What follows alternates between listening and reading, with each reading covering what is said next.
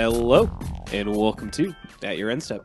My name is Morgan. I'm here with Mike. Hello. And sorry it's been a while. Sometimes illness can do that to you. You could probably still hear in the tenor and sound of my voice that it lingers. It lingers. Does it have to?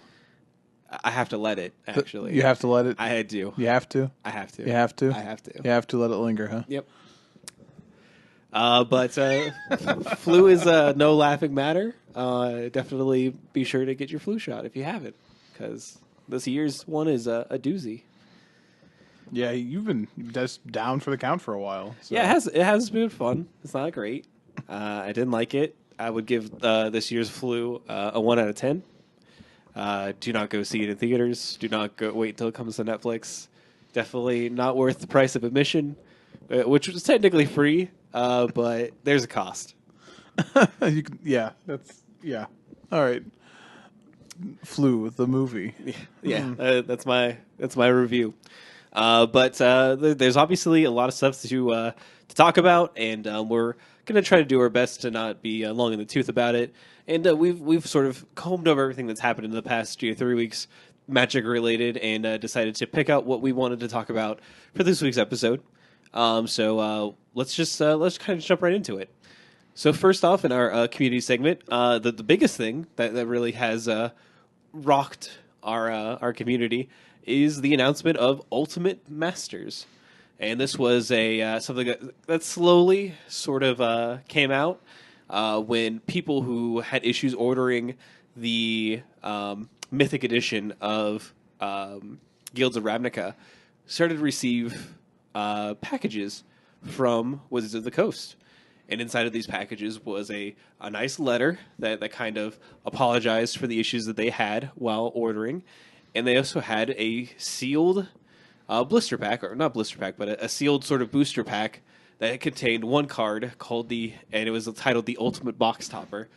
So people were opening these up and seeing these like full art or extended art, if that is a better term, of a bunch of different cards with this mysterious set symbol that we'd never seen. But you saw things like Sigarda, and I think was the first one. Sigarda was the first one we saw, but we saw. I mean, they poured in quickly. For sure. I think by the time they talked about it and showed us all of them, we already had all of them except for maybe Karn. Yeah, liberated. So and people were kind of trying to figure out what was this from, and people quickly came to the conclusion that was likely a Masters edition that Wizards was going to sneak in at the end of the year without us kind of knowing about it beforehand, and that's exactly what it was. So later on that Monday, they announced, because this has happened over a Friday through Sunday sort of weekend.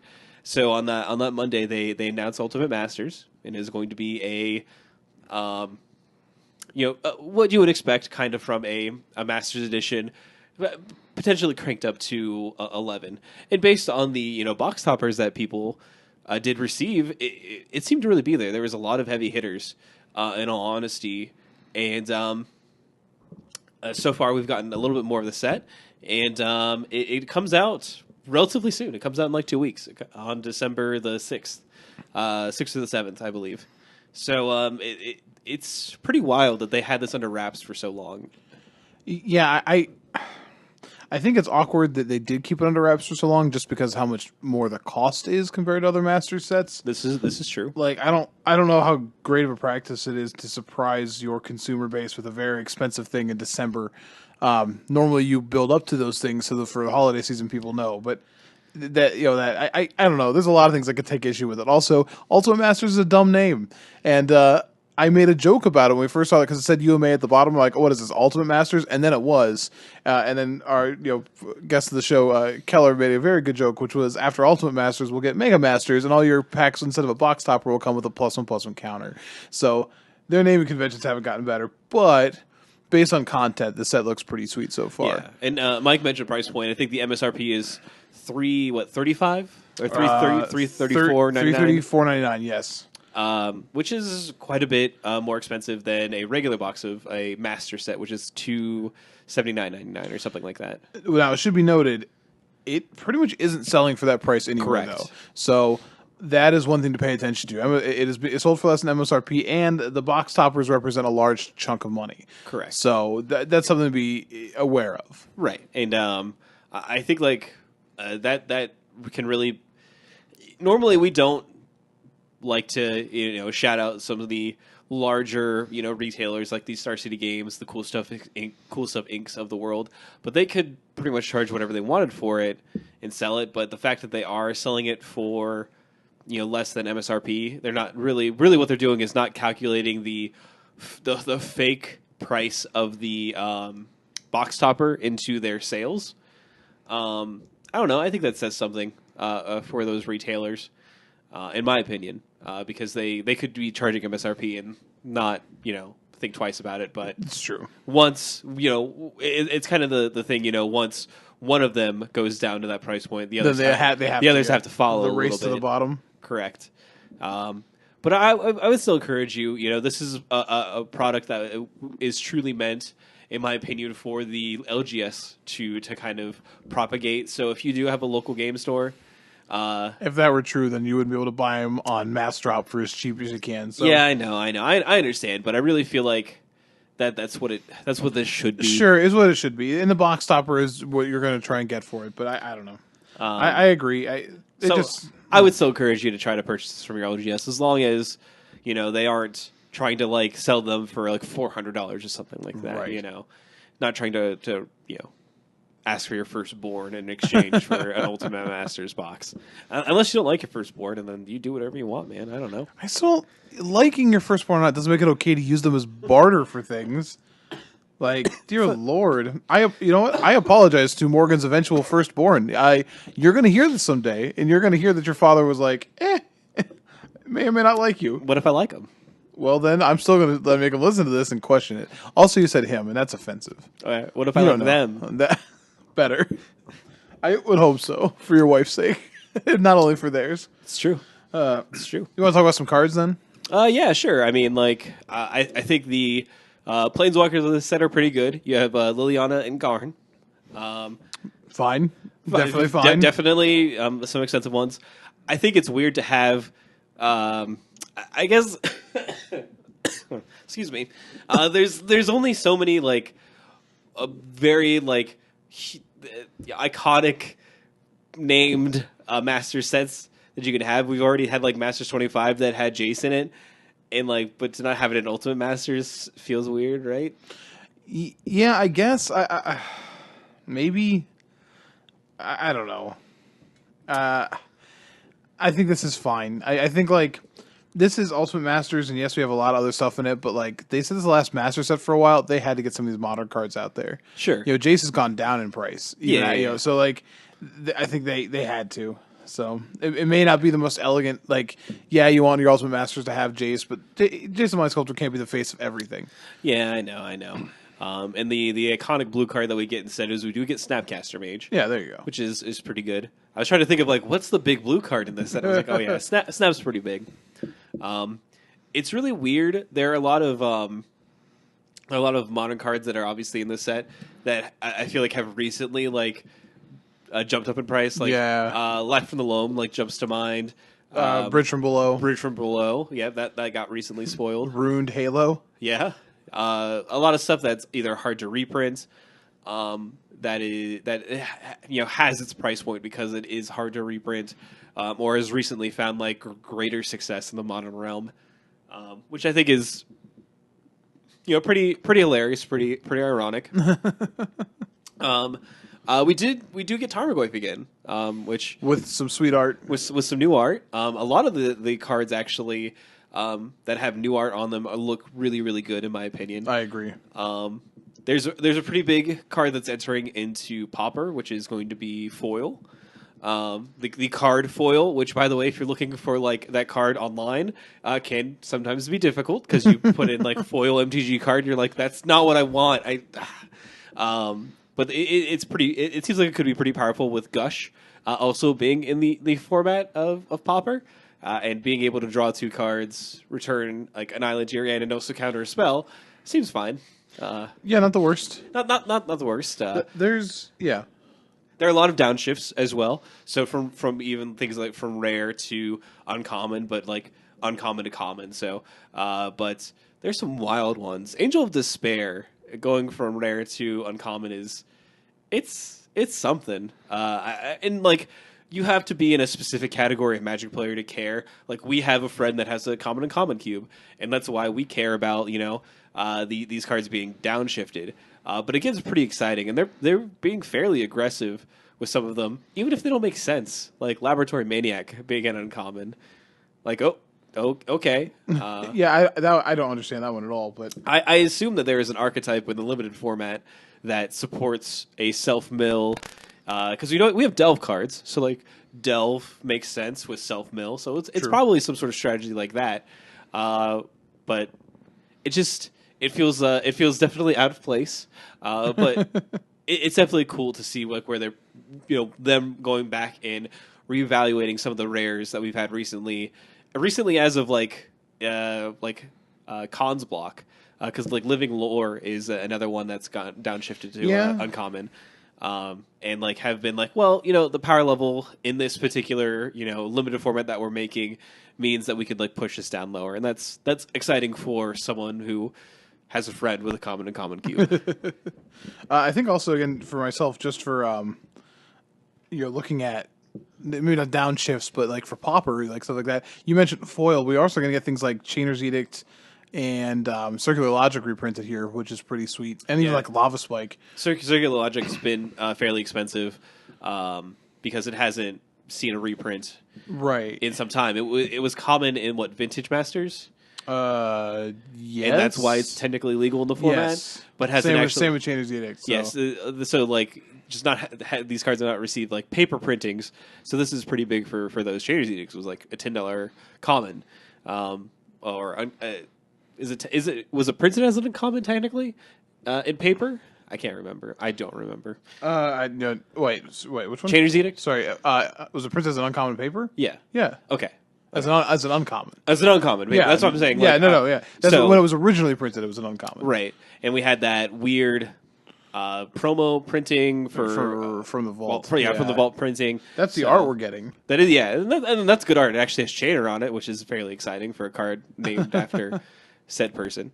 So it's it'll be pretty interesting to say the least. Yeah. But yeah. I think like it's definitely not going to be for everyone. I think it's expensive. I think that you'll be able to find it if you want it, though, which I think is probably a good thing. And I think we get the whole spoiler tomorrow, so we'll kind of get a better idea of like what the limited format looks like. And maybe this is something that if you have like a local group or a local play group, maybe you come into some cash for the holiday season and decide to go in and maybe buy a box and draft it or something like that. But I think it's so hard to get a master set like completely right for everyone. And I think the title of this is both silly, but it is also silly's a nice word for it. It is not going to be an Ultimate Masters for everyone. So I think it's definitely weird to call it that.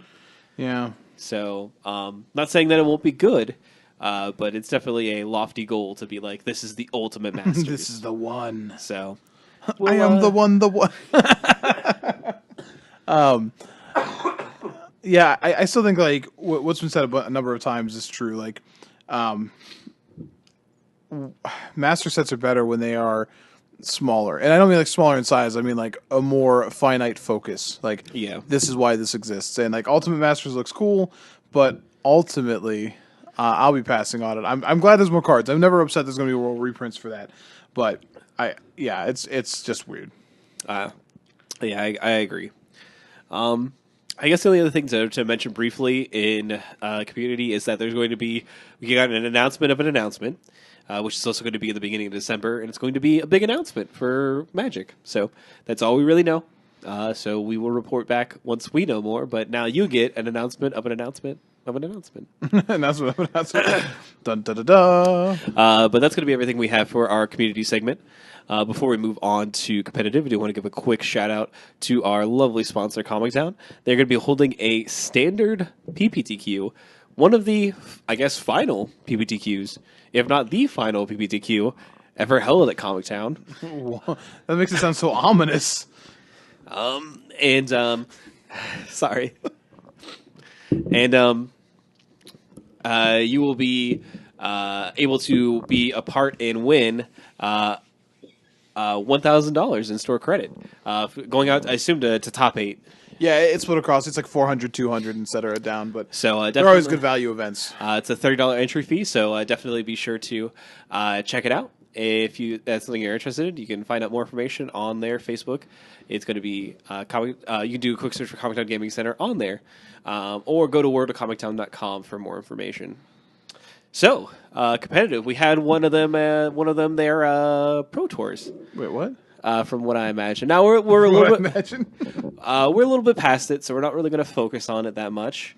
But we definitely wanted to kind of talk about a little bit of some of the storylines and some of the players that were prominently featured at the Pro Tour here. So it was won by Andrew Ellenbogen, playing a white weenie deck. It was splash red, right? He still had a slight splash in the sideboard. In mostly the sideboard, yes. So, yeah, Like no, the only red cards were in the sideboard. right.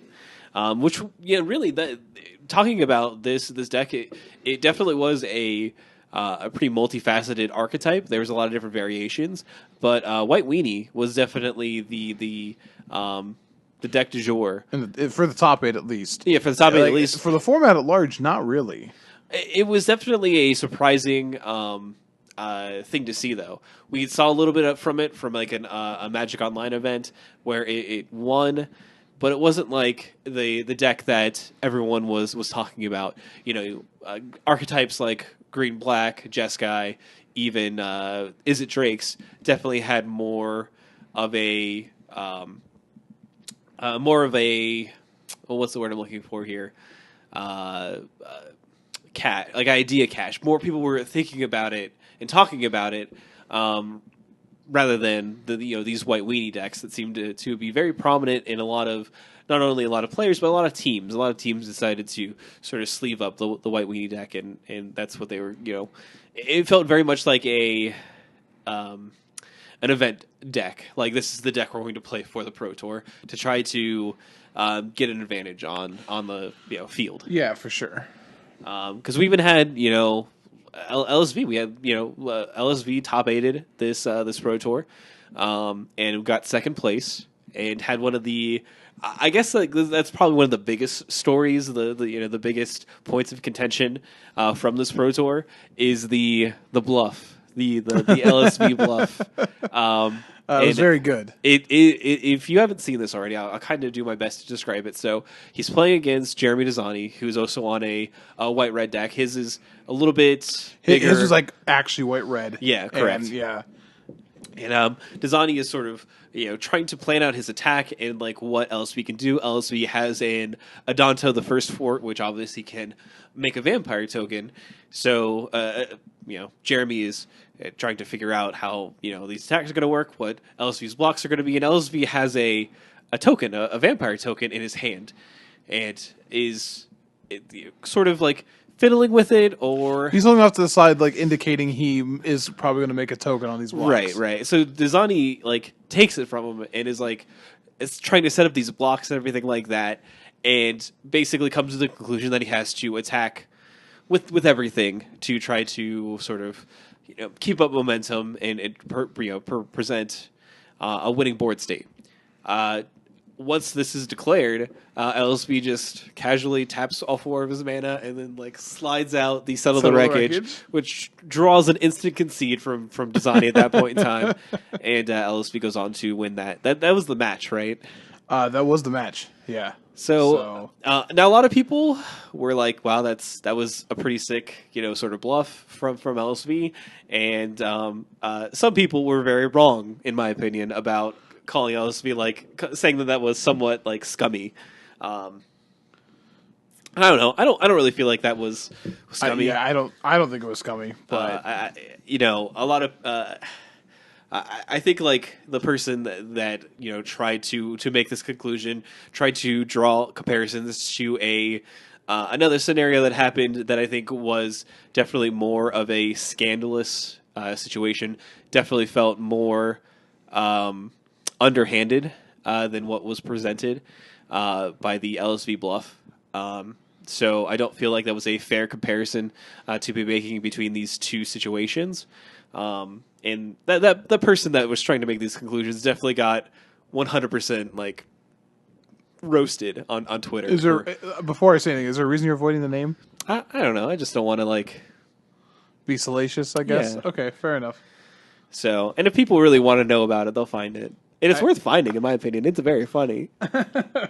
But we don't need to be salacious, as you said on this lovely program that you're listening to. This family friendly mother. But it's something that's so wild because, like, you can see, like, obviously you're watching it, you're observing it, and you get to see all of the facets and all of the things. But like, he commits to it so well. Yeah, he really does. And it's something that I don't think you get to see a lot in Magic, which is the bluff. And people who like who play poker and stuff like that are probably more used to seeing these sort of like these sort of things happen. But when you can see it in Magic and someone be very masterful at it, it is definitely something to a sight to behold. So yeah, I agree. I would encourage you to look at the clip if you can find it on Twitch or what have you, and definitely see a master at work. Yeah, just like I'm sure you can just Google search something like LSV and then some sort of like Pones Dazani or LSZ gets them. Whatever the kids are saying these days. Yeah, there might be a yeet in there somewhere. I don't Dazani know. gets served. Yeah, they're still using that one definitely for sure. So these are all legitimate things. Hello, fellow kids. Hello, fellow teens.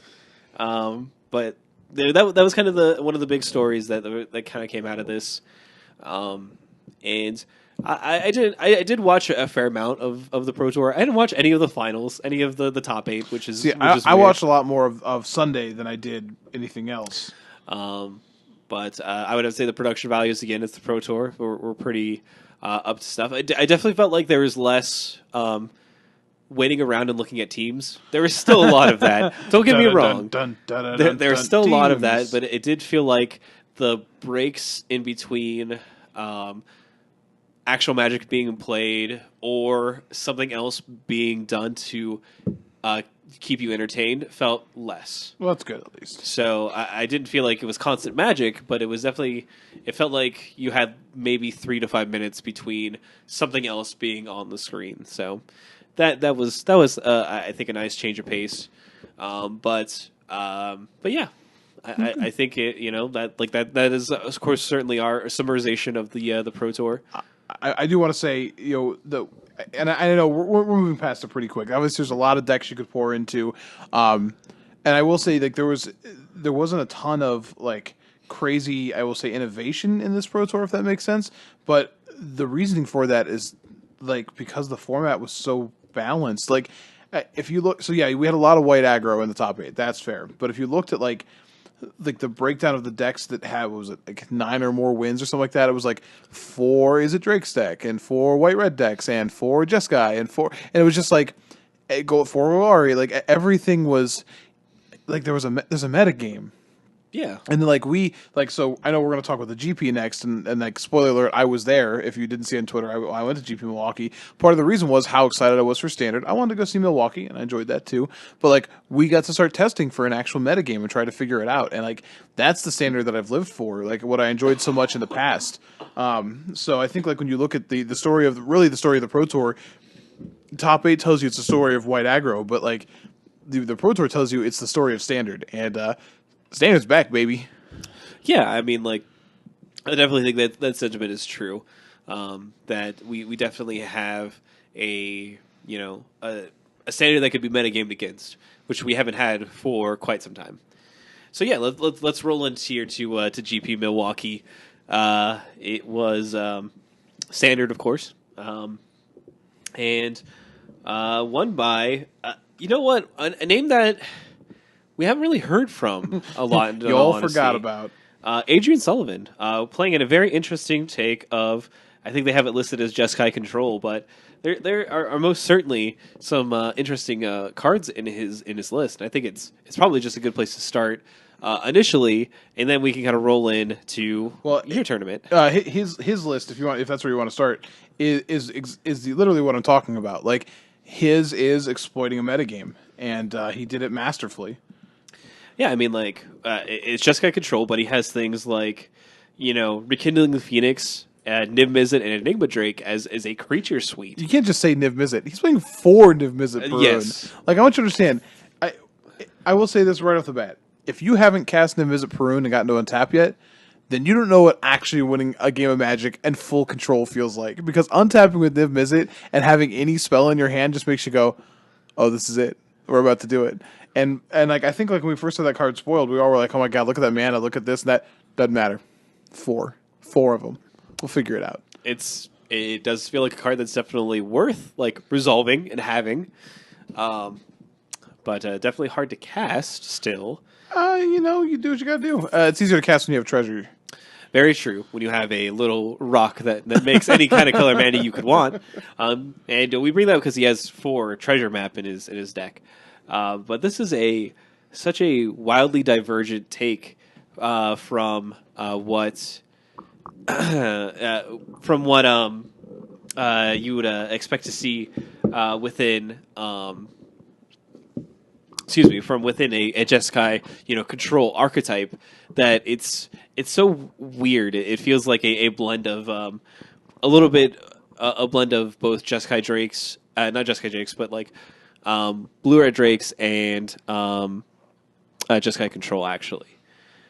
So it's fairly interesting to kind of see, but it's just wild. It's just out there. I won't argue with that. Like looking at that list for the first time, we were actually driving back and we had coverage on in the car, and we saw the list pop up. We were like, well, what is this? Because they said it was going to be a Jeskai Control mirror when we first saw Sullivan, and it was like, wait, what? That's not what this is. Yeah. One of these decks is Jeskai Control. The other one of these is something. I mean, you could even like slide this into being like you could even call this something like Jeskai mid-range. Yeah, I think that's fair. Ari Lax actually had an article this week, I either yesterday or today, being Tuesday, where he said that Jeskai Control is the best mid-range deck of the format. So I think that's interesting, at least. For sure. So this is Jeskai Control, but what you played at the GP was Jeskai Drakes. Yeah, I did play Jeskai Drakes. So shout out to Chase Rael, who's one of the people I traveled with, who I got him hooked on Drakes, and then we both started looking at Jeskai, and he put in, I kept testing different Izzet builds. He put a lot of the legwork for Jeskai, and we came to a list that we were pretty happy with. He went 6-2, and actually he was 6-0 and lost his last 2 rounds of the GP. Lost round 1 of day 2 and jumped to the PTQ. I had some pretty rough luck to start the day and ended up 5-3, losing my last round to try and day 2 with it. We had some issues with our build, and I think I did tell some people on Twitter I would post it, and I haven't yet, so I apologize. I'll get a list out there for you. I know, I'm so sorry. Life, finds a way to get in the way. I think that's what Jeff Goldblum said. You might want to revisit that movie. Do I? I don't know. I mean, if you got quoted all willy-nilly. But essentially, it was a Drake's build that had, I think he played the 4th, I played 3, main deck, Deafening Clarion. And then we had access then to Justice Strike as our main additional removal spell, which made the goal there being able to kill opposing Niv Mizzets, opposing Drakes, opposing Doom Whisperers, and Lyras with the same spell. Going forward, we also are going to consider Seal Away. There's some cards that were still issues. One of the cards that I pushed them on and we worked a little bit more on was like Wildgrowth Walker, for example, is a card that is tough to beat sometimes and really, really makes you like be sad when you have a Justice Strike. But we did some things that I'm pretty like. As far as like making bold choices with the deck and like looking at like Sullivan, like not comparing, but like. He cut all the shocks, and I was right on board. We played 0 shocks nice. This weekend, and it felt very, very good. So it was just fun to be able to try and tune for a metagame. Well, we had some sideboard stuff we worked back and forth on. Like I played a Star of Extinction, and I think he agreed he'd play a Star of Extinction going forward. It did a lot of work for me. And if you saw the finals, Star of Extinction did a lot of work for Adrian Sullivan. But so I'm going to keep working on the deck. It's sad I say that, but I know what I'm working on it for. Like literally just because I want to. Yeah. But I had a blast playing it, and I really like what Phoenix does. But I like what we've been able to do and what we've been able to try and push with it. So, had a fun time. Haven't gone to a GP weekend in a while. Travel with a group I don't normally travel with. Just like like these are all people friends play with. But was sad. No, there was no Morgan. There's no Dave. There's no Jordan. But still had a good time. Milwaukee was a fun city. Went to a couple of cool places. Every place in Milwaukee has dark beer and cheese curds as a side, so I can't live there. No. Because quite literally, you die. I would be dead. I could not live there. I would be dead. Like, it would be a state of death. But the tournament was a lot of fun. It ran real smooth. The new GP setup was this is the first time I've played now with the 8-round standard with the cut the way they do it. Yeah. And we were done. Like, we got to enjoy our night. Like, we got out, did everything. And like both days felt like Sunday is a little longer because of that. But both days didn't feel like. I don't know, that one extra round difference makes it feel much less like a slog. Yeah. Like when it was like, oh, this is the last round. Okay, well, it's like 6 o'clock, and now we can go get dinner at a normal time and do what we want to do. And I enjoyed that. So, still don't enjoy paying $70 for the GP, but no, you'll never enjoy that. But I was glad I went. It felt like it had been a while since I'd done that, and sort of really pushed into like why I enjoy traveling for the game sometimes. So obviously, wish I did better. I lost to Blue Black Pirates early in day one. Dial-Through Poisoner with a lot of Curious Obsessions is awkward. And that was a match where cutting Shock was probably a little punishing. Yeah. I lost an Is It Drake's Mirror day one, and I lost to a Golgari deck when I stumbled on lands. So, but it was fun to play, and I was glad to be there. So Cool. Is there any other sort of decks that you want to talk about as far as the GP is concerned? we should definitely talk about Brian Lynn's second place deck. Mostly because he ended up playing, I believe, Golgari matches all the way through the top 8. Golgari was the deck of the tournament for the GP. Yeah, I mean, like, I know we were already off the Pro. It was still fairly prominent at the Pro Tour as well. Oh, and it was. But it definitely didn't get. Interestingly enough, even though its white-red matchup and like its white-aggro matchup is not very bad, it definitely didn't get a lot of press going in. Right. And I will say, as far as like the rest of my card, because I made shout out. So shout out to Dan Norton, who went 7-1 day one and did not do great in day two.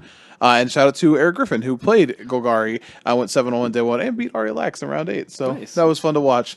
But these Golgari decks, you're trying to be the best Golgari deck, and I think when you look at Brian Lynn, who beat Seth Manfield, who marched through this top 8, I think you have to at least respect that list. And one of the things that strikes me immediately about his list, Ford Carnage Tyrant in the 75. Yeah, he's got one of the main three in the board. Yeah, and he was boarding them in for everything.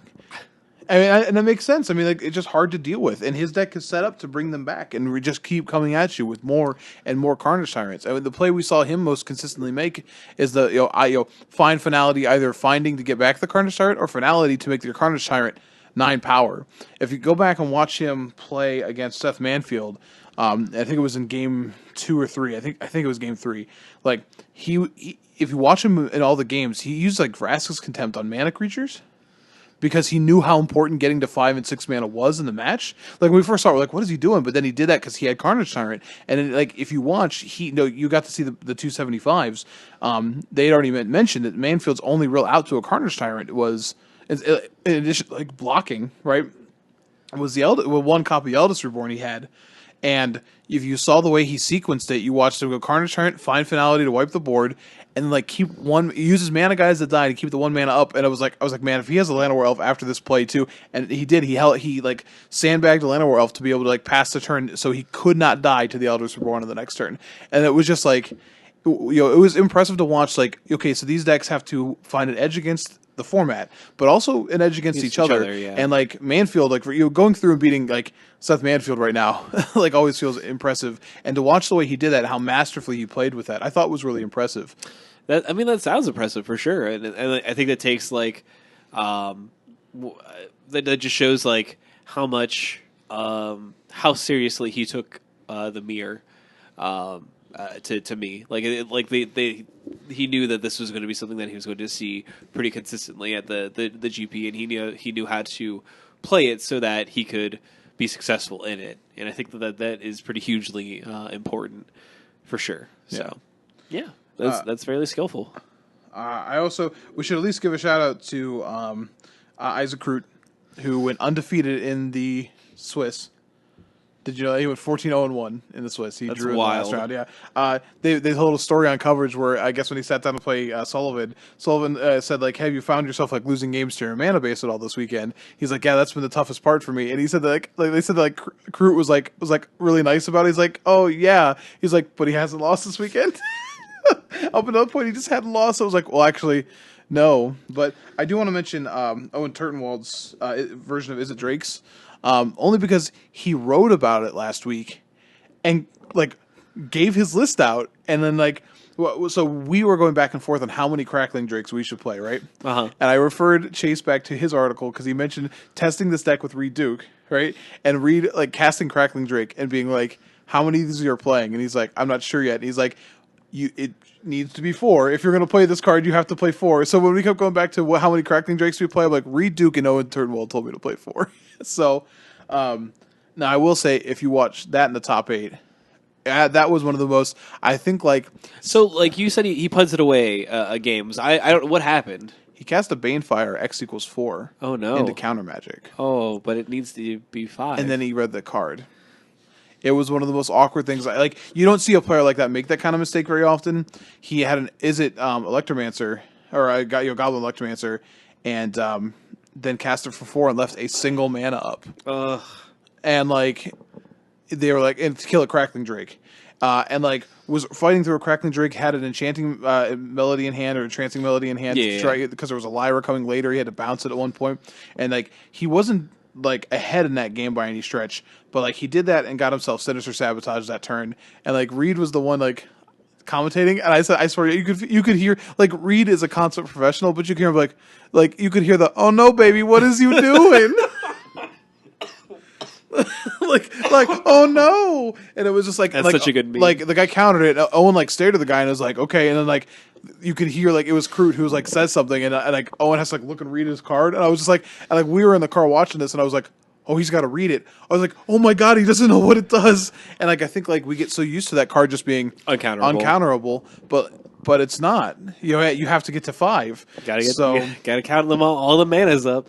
And and you could talk about like the way that I will say this because Sullivan had a pretty weird error in the finals as well, where because he has Treasure Map and Teferi, and at one point he ticked up a Teferi and scryed. Oh, yeah. Okay. Like we were like watching it, we're like, what just happened? And then Reed called like is like, hold on, we just saw something happen. And they had a huge judge call over it. And one of the things they were talking about, like when you have to play 8 rounds day 1 and then 7 rounds and then you get into top 8, so you're also on 8 or 9 rounds in day 2, that's where some of that fatigue sort of kicks in. So you will see like a master like Turtenwald make that kind of a mistake, you know what I mean? Or like when you've literally been scrying with Treasure Map and drawing with your Teferi all weekend, like it's like obviously it's a little more detrimental to like scry instead of draw anyway. So right. But it was just awkward to see and kind of heartbreaking to see. But I thought it was a cool like called shot where like if you're looking for what's the best build of Is It Drake's, it's probably the one that Owen flat out said you should play this build, and then took it to the top 8 of the GP that weekend. I mean, it has a fun card in it. It has Mirari Conjecture. So I obviously I'm talking about that deck the most because we played it the most. I will say I don't like Goblin Electromancer at all. Yeah, and we didn't play any copies of Goblin Electromancer. If you want to play the Mirari Conjecture, you have to play Goblin Electromancer. Yeah. Because it does, but like the turn 3 where that goes off is disgusting. Like, there's no way around that. It's disgusting. So if you like that build, you have to play Electromancer, but we chose not to play Electromancer. So. Yeah. It's just like, that's just one of those cards where you look at it and you're like, that does broken things. You just got to figure out, you got to build around that. That's a build around right there. I didn't watch like any of this GP, unfortunately. When you have a long drive, you watch coverage. You put coverage on the sound system in the car, and then you watch coverage together. Yeah, I'm very very aware of those drives home for for sure. But yeah, I guess I didn't take anything else. The only sort of white we had a pure white aggro deck that actually top aided as well, piloted by Jacob Tilk. No red splash or anything like that. Just mono white all the way through. We didn't have any mono red either. Which is surprising because mono red was all over the place. Yeah, especially day one. You see it in 13th place, Oliver Tomashko. Yeah. Which Chase actually beat him day one. So Oh, wow. look at that. And I think like that was one of the things, like one of the decks that was like stood to gain from mono white. But I think when you look at the Golgari resurgence, like look at all the Golgari lists. You're looking at lists that are playing 4 Wild Growth Walker, and a ton of explore creatures. And like if you get to untap, make that a 2/4, and then explore and like gain 3 life. Like it is really hard for certain draws of the red deck or the white deck to get through that. Yeah. And then a lot of those decks were playing like things like you had upwards of 4 or up to 4 copies of like scavenger, like Death Gorge scavengers in the sideboard that have incidental life gain. It just had a lot of stuff where they were sort of set up to do that.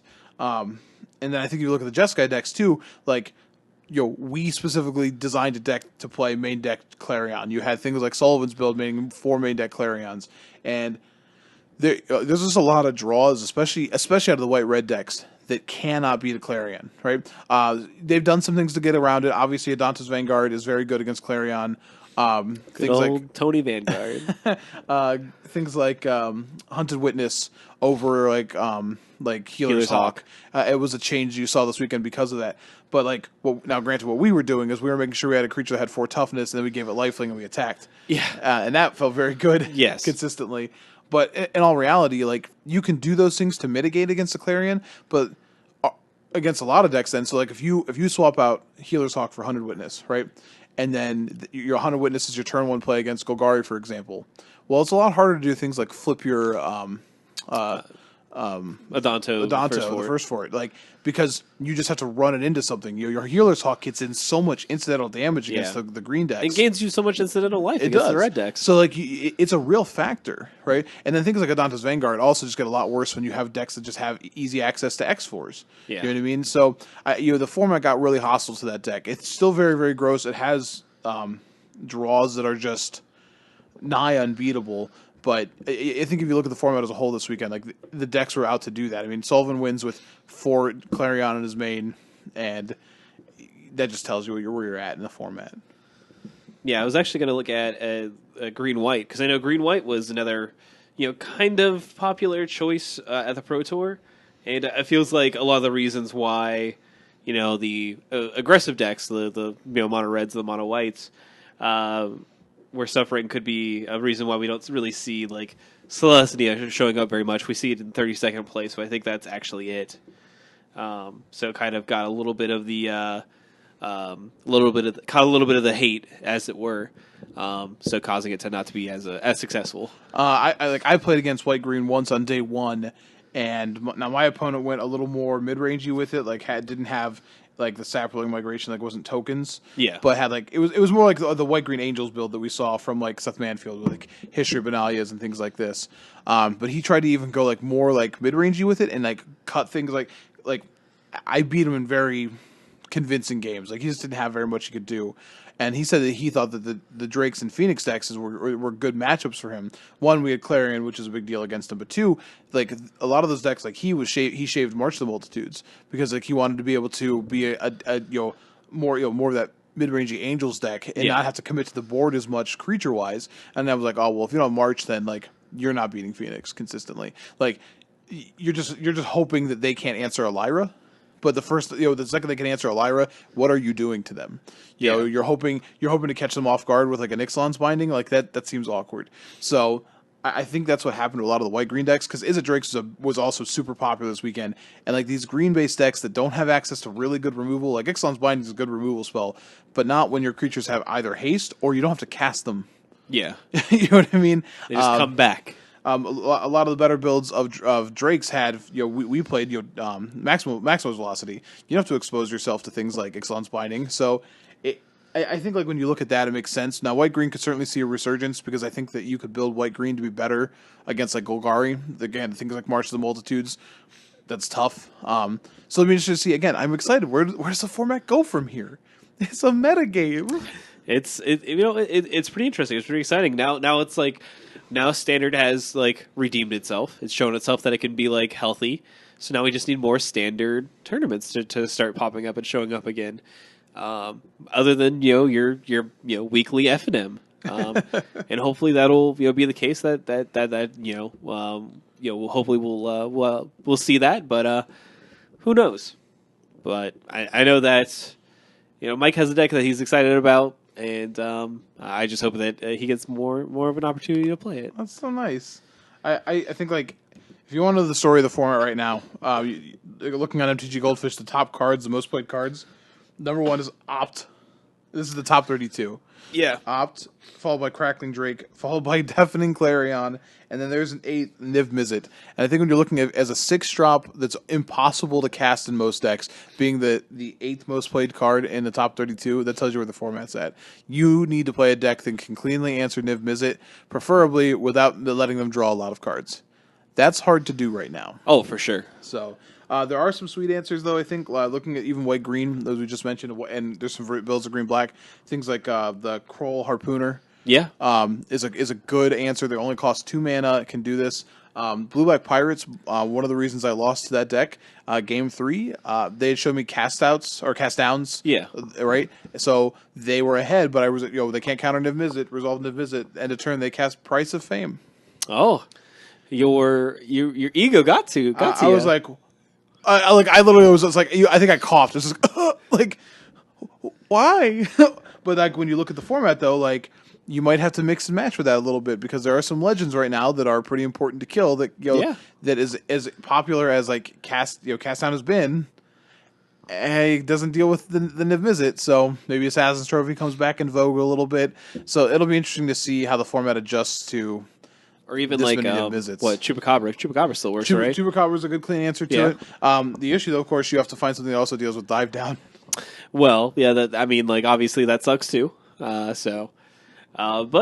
I'm okay with Standard being healthy. I'm okay with us having like. I hope you're okay with that. Jeez. Yeah, with like a bunch of diverse archetypes, like diverse, like I guess deep, like a lot of deep archetypes. So even though we have, a bunch of Jeskai, they're all a little bit different. We have a bunch of Golgari, they're all a little bit different. I'm very, very good with that because it leads to people pushing these into weird new directions like you had with Adrian Sullivan. Yeah. I mean, I think when you look at those archetypes, like, we literally tested 4 or 5 different builds of is it Drake/Phoenix? Like, do you play Enigma Drake or do you not play Enigma Drake? Do you play do you play the Dive Down Maximized Velocity version? Do you play Electromancer or not? Like, what are you doing with that? Golgari is the same thing. Like, are you playing 4 Carnage Tyrants? Are you playing more Vraskas and Vivian Reeds? I got to talk to Ray Perez, and he talked about how like he played a build that played more creatures and he hated it, and he went to the PTQ to go play. I don't know how he finished the PTQ, but he's like he wanted to have Vraskas and Vivian Reeds because he felt like he was dying. His Drake's opponents were casting Drakes and he had Doom Whisperers and he immediately died, as opposed to if he had Vivians and Vraskas, then he wouldn't have. And that's the build he liked and tested more. You could also go back to the black-green decks that are just trying to loop things like what's the guy that makes insects? Azoni? Yeah, like those builds are still in the corners as well. And then you look at Jeskai Control, and we see literally two different builds in the top 4 here. It's just, I don't know, it's great. And of course, in the aggro decks, you have 2 or 3 really robust versions of aggro. So and I think like no matter how you build those decks, you see the power of things like Experimental Frenzy. So yeah, the format just feels really good right now. You have to do the work to be good in it right now, and that's why it makes me happy to see Adrian Sullivan's list, like and him make a list and do that, because you could just look at the way he played that format. Go back and look at his honestly games 1 and 2 against Brian. We just said his name. I'm going to forget it already. Brian Lynn. Brian Lynn. I don't know if I was Brian Lynn. I don't know how. Like I felt bad for him. He lost game 1 in a fashion that I didn't think was possible. And did not know, like, it looked like Sullivan was just like Like, okay, well, I'm going to keep playing this game out. And all of a sudden, Sullivan just like won the game off an expansion explosion, and he just did everything right he had to do. And in game 2, he had to beat like 3 or 4 Carnage Tyrants, and did it.